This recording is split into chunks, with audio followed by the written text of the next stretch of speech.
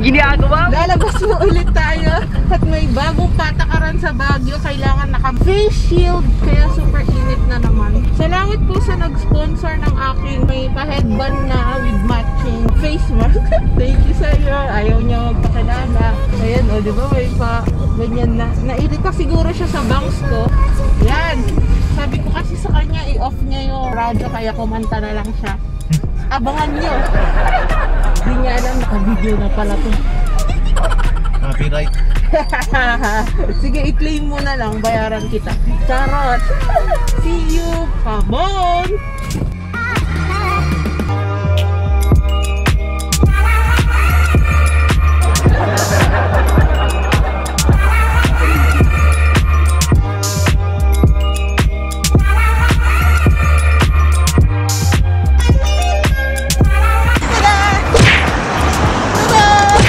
Welcome to Baguio! Woo! Come on!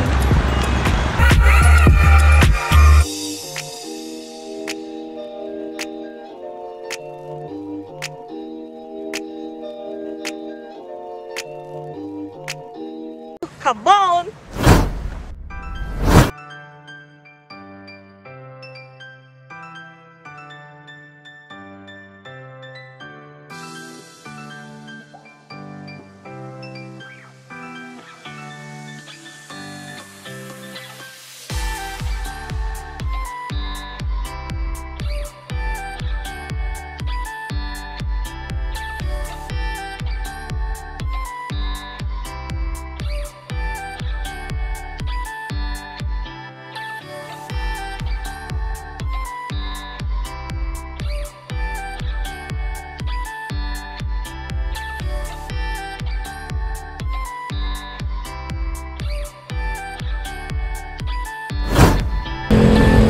Nasa town na tayo mga ka-jammers. Sana naririnig niyo ako.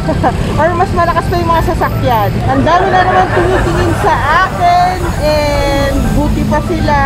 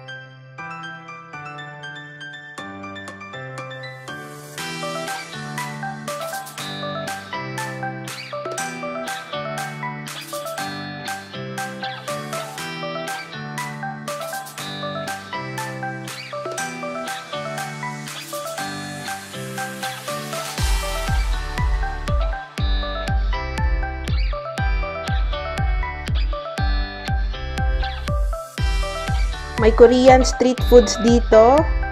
Yan, at saka mga goods ng Korea. Yes naman, spicy noodle challenge. Panoorin niyo yung ginawa namin na challenge.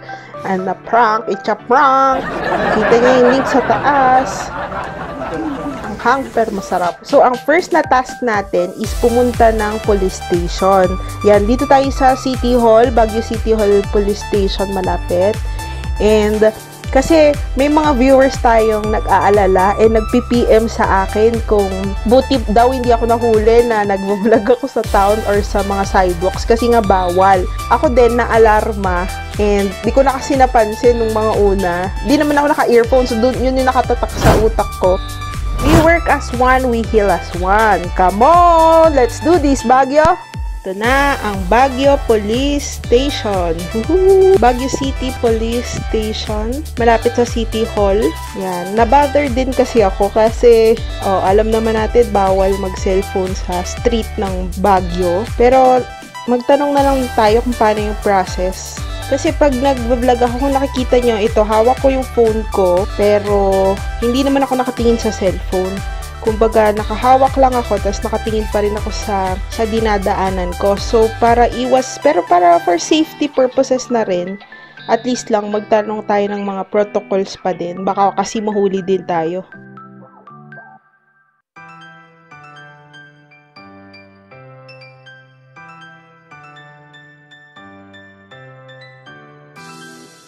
And yung kabila, ayun, yung nakikita mong yun. Baguio City Fire Station naman yan. Mga BFP, hi sa inyo. Come on, cross na tayo.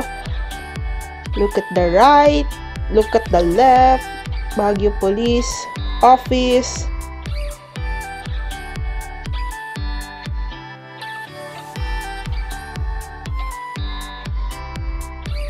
Let's go, come on. Cross na. Look at the right lang pala kasi right lang. One way lang pala to. So, magtatanong tayo kung ano ba talaga yung mga guidelines sa paggamit ng cellphone sa mga kalsada ng Baguio. Para din yung mga, if ever man may makapanood dito na turista, at least masabihan na kayo kasi syempre walang reason para mag-violate kasi meron tayong ignorance to the law act. Di ko alam, basta kung sino may alam, please comment down below. Yes naman, Baguio City Jail din yan. Hi sir! So guys, ayan na nga, galing tayo sa loob, nagtanong na tayo. Ang sabi nila, kukuha daw ng permit sa City Hall. Ayan, magpa-process tayo doon. Pero next time na lang kasi kailangan ng parang letter na ibibigay sa City Hall. Sa next na errand ko, punta tayo ng Maharlika. May tatanungin lang tayo doon. Yun, so, come on!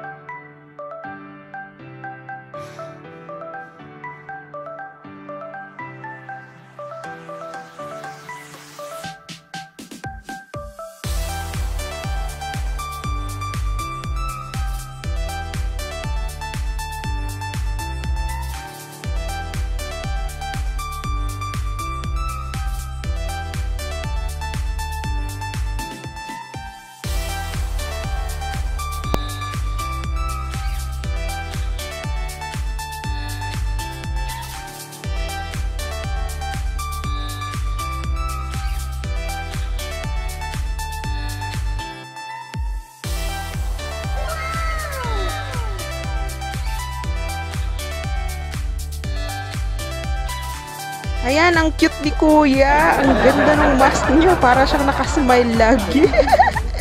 Kuya, hi! Ayan, yes naman. Andito tayo sa Maharlika. Ito, souvenir area ng Baguio. O, diba? Parang lahat ng mga about Baguio na mga souvenirs, makikita mo dito. Mga authentic na mga woodworks, ganyan, mga tela. Mask, ito, gusto ko to. Pangarap ko magkaroon ng ganito. Medyo pricey siya, pero matibay kasi. At saka, syempre, maganda naman yung quality niya. Kaya, check nyo na lang, dami dito. Come on!